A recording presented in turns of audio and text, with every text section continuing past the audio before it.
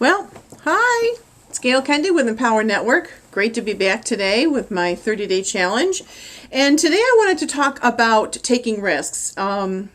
This morning I have a meeting every Wednesday morning called BNI. It's Business Networking International. And if you've never heard of it, check out your city. I'm sure you have them in your city because it's an international organization. It's been around a long, long time. And Dr. Ivan Meisner is the creator of it. He's written lots of books. And this morning I was reminded, I went on our website, you could do bni.com and put in your zip code and find out where your local meetings are. But in 1994, he wrote a book called, he's written a lot of books, The World's Best Known Marketing Secret, I believe it was.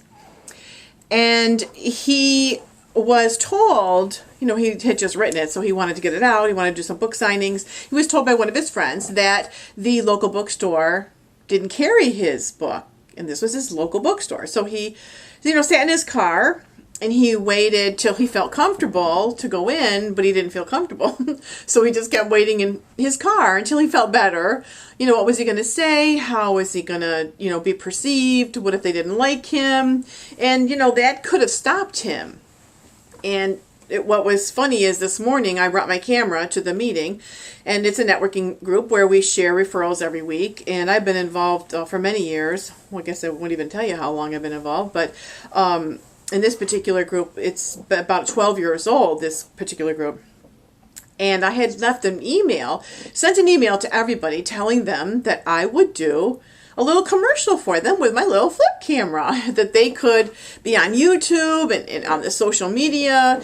Locally everybody would see them, and they could, not going to cost them anything, and it would be a win-win, right? I would get more practice with my camera, I would help them, and so I got a couple emails back saying that, I'm not that photogenic. The insurance man, another guy conveniently said that he had something to do this morning, so he couldn't make the meeting.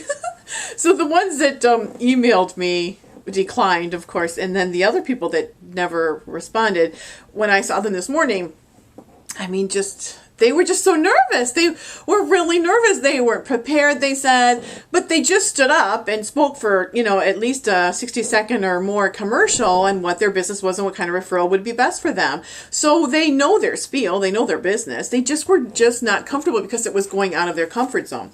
So Ivan said when he was sitting in his car, he just really asked himself these questions, like, what if I don't go in?